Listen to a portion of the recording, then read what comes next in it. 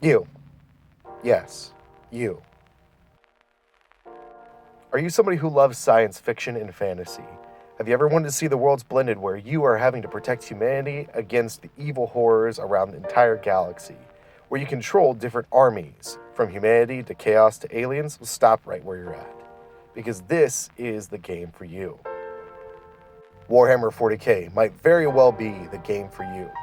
This science fantasy setting has multiple different factions you can play, multiple armies, and it's got unique ways to play the game. You have competitive match play if you want it, you have narrative, more RPG style if you like it, and you also have the casual side of things where you and buddies just sit down with models that you build and paint and play. Even though there may be some aspects of hope or some brightness in the universe, Warhammer 40k is known to be a grim, dark universe where mankind has essentially collapsed upon itself in multiple apocalypses in this universe. On each side, you have aliens known as the Xenos coming to try and exterminate humanity and everybody else, and then you have the forces of chaos, which are traitorous, ruinous powers and kind of demonic to a degree where essentially if somebody has turned evil and decided to follow that path, they're typically part of chaos. But the Imperium Mankind, the quote-unquote good guys, the humans in the universe, are not good guys either. There's a lot of evil within it too, and I think that what drew me in was the darkness during the pandemic. Despite the grim, dark universe that's found in the lore of Warhammer 40k, this hobby is actually a very inviting and welcoming one and has a lot of great creative outlets for you.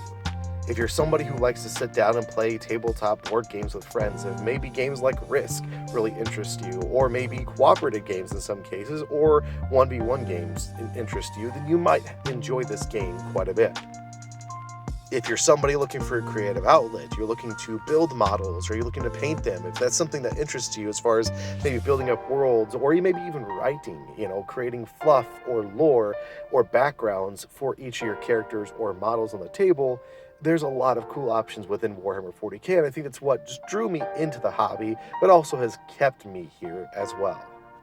But I do want you to hear me out because this isn't just a board game. It's not a pick up and play like Monopoly or like Settlers of Catan or Carcassonne or one of the others you might be playing. It's a hobby, all in all. There's a lot that goes into this game, and it does take a little bit of a time investment, but you shouldn't be super worried. And that's one thing I'm hoping to do with the channel and a lot of my Starting 40k series is helping you all kind of get past some of those hurdles or fears that you might be having. And then this episode, I'm going to be really focusing to let you guys know as far as what you need to play the game of Warhammer 40k and how to set it up so you can jump into your very first game and hit the ground running with yourself or with some friends. Now, there are many different avenues you can go down. The first is picking up the Getting Started with Warhammer 40k magazine. It gives you two different models, a Space Marine Intercessor and a Necron Warrior. It'll teach you the basics of building your models, and heck, you can even just learn how the mechanics of the game work with those two models to see if you like it in the first place. The next step up from that is the Recruit Edition box, which I think is definitely worth the money. For $50 in it, you get two different factions, two different armies to face off against each other, and it teaches you how to play the game as if it's a video game tutorial. It teaches you step by step how everything functions, how your models move, how they shoot, how they save throws, and even gives you some basic missions to learn how to play the game, and even recommends some next steps for both the armies in the box. The Getting Started magazine will give you kind of an overview of the universe and the different factions within it, at least from an Imperial standpoint. Recruit Edition will actually teach you how to play the game and give you some models for a fantastic value. And in it, it has everything you need to play 40k, minus the core rules, which we'll get to that in a second. Now, if you want to break out and be a little bit different, that's totally fine, but you do need to get your hands on the core rules. There's multiple ways to get a hold of this, but this will teach you how to play the game.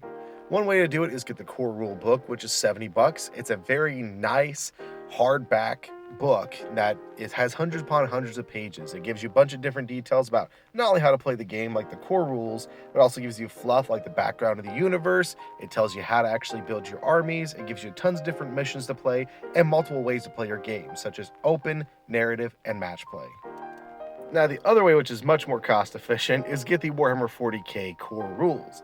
This is going to give you the rules for free from Warhammer Community's site. The cool thing about that one is it's going to tell you everything you need to know how to play the game, and honestly, for the longest part of me playing 9th edition, this was the only rules that I was using, and honestly, I got pretty far with them, and I think you and your play group probably could do the same thing. And heck, pair it up with the Open War Mission Pack, which is more of a casual way to play the game and a random way to play the game, where you have a card that tells you how to deploy. You have a card that tells you what mission you're playing. You have cards that give you different ruses or sudden death matches, and really helps give you some variables to the game that isn't as structured as match play might be. Honestly, it's what I use. I find it to be a lot of fun for my casual games with my buddies. But again, those open war cards, not necessary. It's just a little added extra that you can throw in there if things get a little stale and boring for you. Next up, you're going to use your hands on some models and their rules.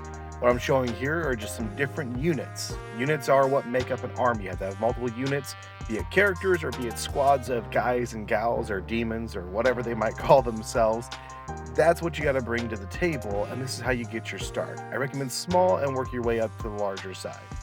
And just know that there are other boxes which are like $140 US called Combat Patrol boxes, which are much bigger, much more expensive, but it does give you a fully ready to go army right out of the box.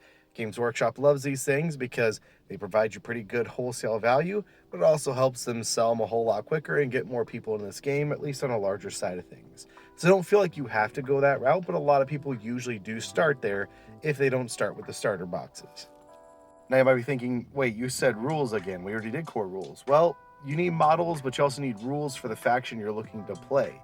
Now the cool thing is that when you purchase these models and you build and put them together, you may not have to get them painted either, but you look at the instructions, a lot of times they will give you the essential or basic rules for that unit.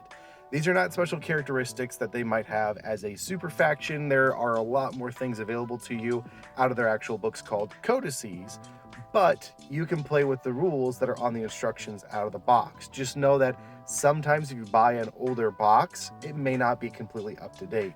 But a lot of times local gaming stores and Games Workshop themselves try to make sure everything is up to date as they can.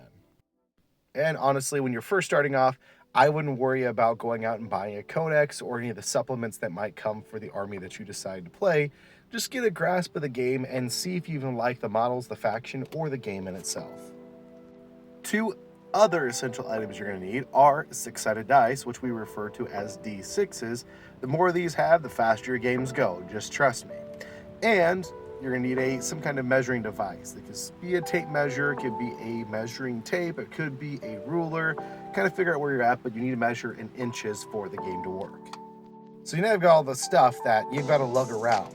Now it's ultimately the place that you got to find to play. Now this could be something like a friendly local gaming store where they are all set up to play board games, and they may have other people that play Warhammer that you can join up with and learn the game. But if you're not comfortable with going to those stores, or heck, if you don't even have one at all, then you might need to consider some places. Places like, I don't know, a dirty, dingy basement, or maybe you could bring it upstairs and just play on your floor. Heck, you can even just get yourself a table or find a table. The options are endless. You just find some place to play that is big enough for you to put your models down, put some terrain down, and roll some dice and have some fun. And then finally, you just need some players. Now, hopefully, you're able to get some friends together, some friends that you love to hang out with, that you can introduce these games to, that maybe have similar or common interests, that might actually be interested in this game as well. Maybe it's new friends you met at that local gaming store, or maybe it's friends you met through a Facebook group for wargaming or something. But just know that players can also be players. As I found out through the pandemic, I had to play a lot of games by myself. We call this Sad Hammer for all of us sad boys. But don't worry, because then you can at least start to learn the game, start grasping it, introducing your friends and everything to it.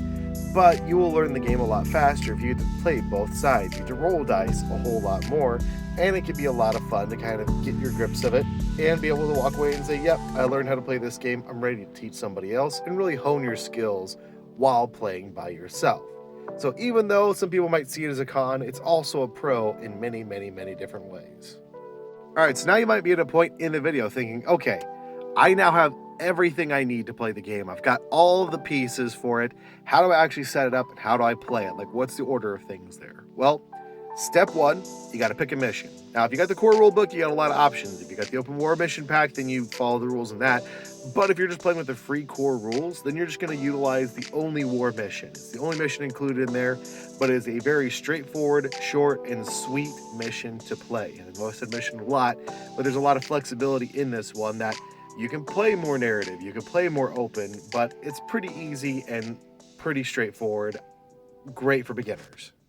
The next step is to muster your armies. Now, at first game, don't sweat this too much. Maybe later down the road, you want to learn about how to actually build an army list, how to utilize detachments, what are these things called stratagems and warlord traits and relics and all the rest of the stuff that I might have found in my codex or the core rule book itself. I'll help you guys out with that one in another video, just not right here. Honestly, just look to see what models you have and look at your opponent's models and try to make it as even as possible with the power level they have. Doesn't matter if it's a bunch of characters, doesn't matter if there's a bunch of troops or whatever battlefield role they might have. Try to make sure that power level is as close to possible for the game. The final piece here is to set up your terrain and table. Terrain, not going to be super important for your very first game. If you're just learning how to roll the dice and move your models around the board, don't sweat terrain too much. But as you play, you probably want to start making your board a little bit prettier and adding those different features that help give cover to units or block line of sight, so you can't just shoot whoever's across the board. You have to have some tactical play for the game. But set up your terrain, set up your table however you please, put your objective markers down per the mission, and then start deploying your armies. After that, it's just you playing the game. Now, I'm not going to go into it on this episode because I feel like this video has already gotten long enough as is. But there's a lot of cool content creators, and heck, even Warhammer themselves and Games Workshop themselves, they have put out tutorial, like little episode shorts to teach you each of the phases of the game so you know how to roll dice and different scenarios to play with. I'd highly recommend you go check that out, especially if you're a visual person. But read those core rules, reread them if you need to, and if you and your opponent come to a disagreement, roll off. Whoever rolls the highest, you determine how the rule is supposed to work. And just play it easy breezy. It may take you some time. There's a lot of rules when you first jump in, and it's a little bit more complicated. But after around turn 3, I've learned that a lot of people usually say, hey, I'm really starting to get this game. But don't be afraid if it doesn't take you until the 3rd game, or heck, even a year in, to really feel like you've made a way into this game. But yeah, that's all I've got for now. Hopefully that helped you out with figuring out what all you need to play the game and how to actually just set things up for the get-go. I want to go into a full battle report of the open war mission, so that way you guys can see it step by step of how to do it.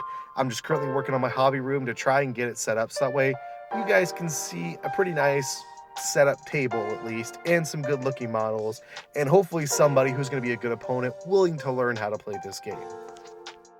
Thank you again for just tuning in, for checking it out, and I really hope you guys got something out of it. If you liked it, feel free to hit me up with a like. If you disliked it, go ahead and do that too. Subscribe, comment, do whatever you feel like you do for the YouTube things. But thank you guys again for watching this far into the video and just watching in general. And I look forward to the next time I get to share something with you.